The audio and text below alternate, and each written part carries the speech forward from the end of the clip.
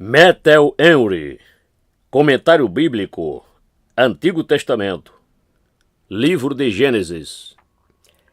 Tema deste comentário bíblico, Caim e Abel, sustentado pelo texto de Gênesis, capítulo 4, versículos 6 e 7.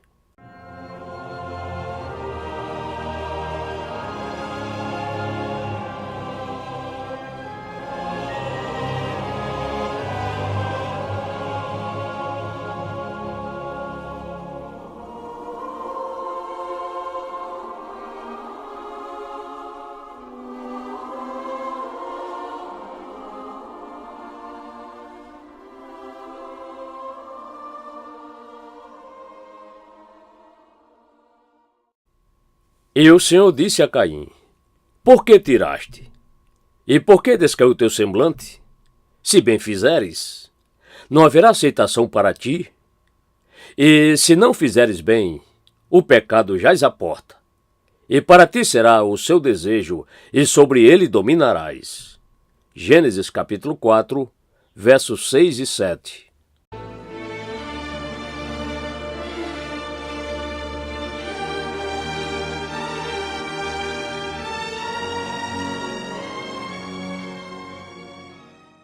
Deus está aqui argumentando com Caim para convencê-lo do pecado e da tolice de sua raiva e descontentamento, e para trazê-lo novamente a um bom estado de espírito, para que futuras iniquidades pudessem ser evitadas.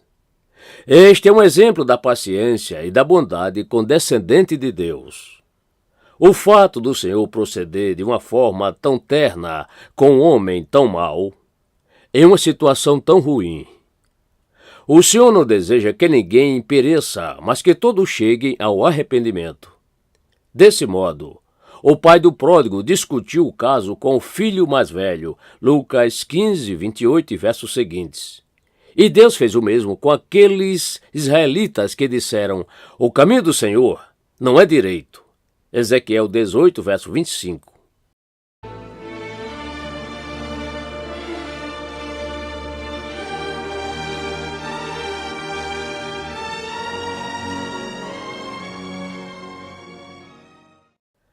Ponto número 1. Deus insta o próprio Caim a investigar a causa de seu descontentamento e a considerar se esta era realmente uma causa justa. Por que descaiu teu semblante? Observe, primeiro, que Deus observa todas as nossas paixões pecaminosas e descontentamentos. Não existe um olhar irado, um olhar maldoso, nem um olhar impaciente que escape à sua visão atenta. Segundo, que a maioria de nossas paixões pecaminosas e ansiedades logo desvaneceriam diante de uma investigação rígida e imparcial sobre a sua causa. Por que estou irado? Existe um motivo verdadeiro, uma razão justa, uma causa proporcional para isso? Por que estou irado tão rapidamente?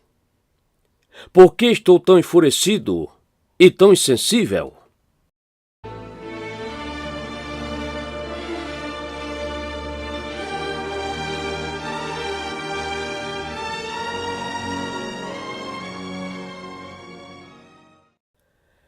Ponto número 2.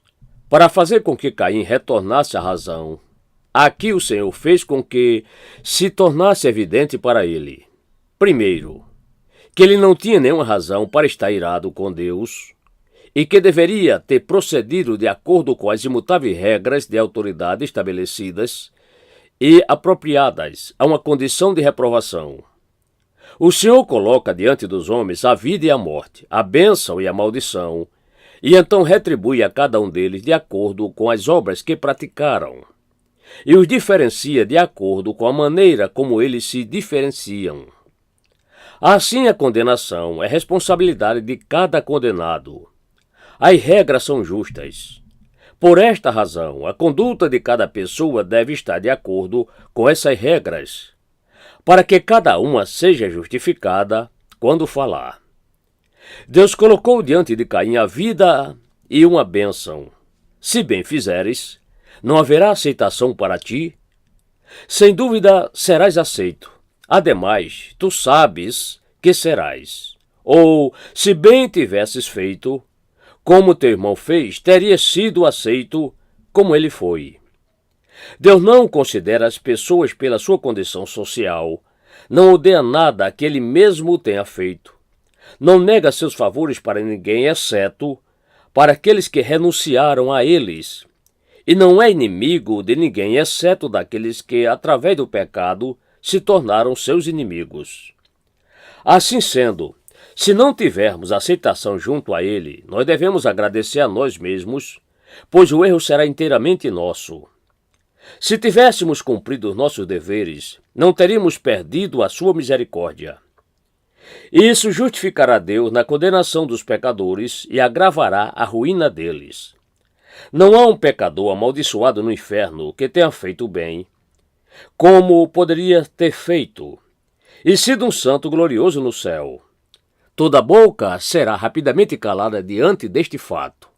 Ou, se agora fizeres o bem, se te arrependeres de teus pecados, se corrigires o teu coração e a tua vida, e trouxeres o teu sacrifício sob uma condição melhor do que esta, se tu não apenas fizeres o que é bom, mas o fizeres bem, tu também serás aceito. Teus pecados serão perdoados, teu conforto e tua honra te serão restituídos, e tudo estará bem. Veja aqui a consequência da intervenção de um mediador entre Deus e o homem. Nós não permaneceremos no fundamento do primeiro concerto, que não tinha lugar para arrependimento, mas Deus estabeleceu uma nova aliança conosco. Embora nós tenhamos pecado, se nos arrependermos e voltarmos atrás, encontraremos misericórdia. Veja quão cedo o Evangelho foi pregado e o benefício dele sendo aqui oferecido até mesmo a um dos principais pecadores.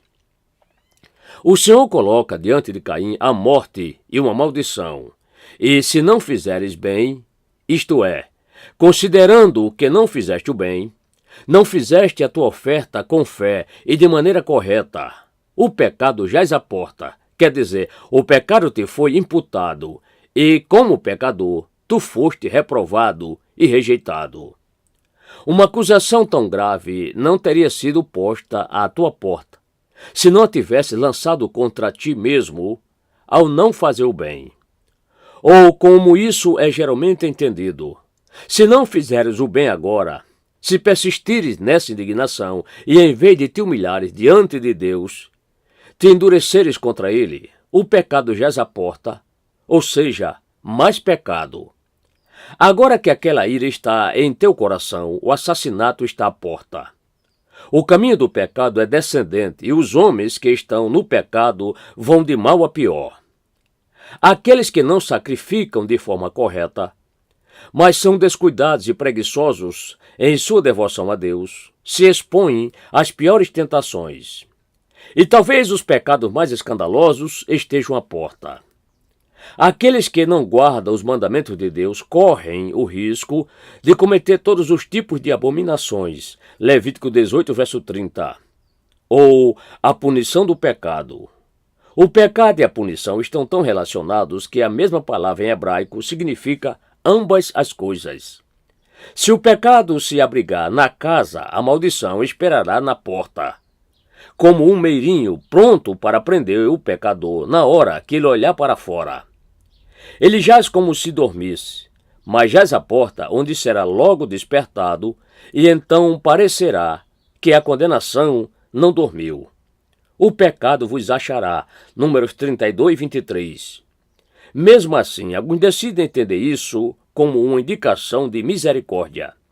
E se não fizeres bem, o pecado, isto é, a oferta do pecado, jaz à porta. Então deves aproveitar a boa oportunidade que tens para te santificar. A mesma palavra significa pecado e um sacrifício pelo pecado. Embora tu não tenhas feito bem, ainda assim não te desesperes. O remédio está à mão. A reconciliação não está longe e pode ser buscada. Agarra, pois assim a iniquidade de tuas coisas sagradas te serão perdoadas. Foi dito que Cristo, a grande oferta pelo pecado, está à porta. Apocalipse 3, verso 20. e alguns que bem merecem perecer em seus pecados. Aqueles que não estão dispostos a ir até a porta por causa da oferta pelo pecado. Considerando tudo isso, Caim não tinha nenhuma razão para estar irado com Deus, mas apenas consigo mesmo. Segundo, que ele não tinha nenhuma razão para estar zangado com seu irmão. A vontade dele será subordinada à tua. Ele continuará a te respeitar como a um irmão mais velho e tu, como o primogênito sobre ele, dominarás mais do que nunca. O fato de Deus aceitar a oferta de Abel não lhe transferiu o direito de primogenitura, o motivo pelo qual Caim estava enciumado, nem colocou sobre ele o título de dignidade e poder que pertence à primogenitura. Gênesis 49, verso 3. Deus não pretendia que fosse desse modo. Abel não interpretou isso dessa forma. Não havia nenhum risco disso ser aproveitado em prejuízo de Caim. Por que então ele deveria estar tão exasperado? Observe aqui que a diferença que a graça de Deus faz não altera aquelas que a providência de Deus cria, mas as preserva, e nos obriga a cumprir os deveres que dela resultam. Servos crentes devem ser obedientes a senhores descrentes. A autoridade não é baseada na graça, nem a religião permite deslealdade ou desrespeito em qualquer relacionamento. Que as suspeitas com que os poderes civis olham algumas vezes para os verdadeiros adoradores de Deus, como sendo perigosos para sua autoridade, inimigos de César e prejudiciais aos reis e províncias, suspeitas sobre as quais os perseguidores têm fundamentado o seu ódio contra aqueles que buscam o Senhor, são muito injustas e irracionais.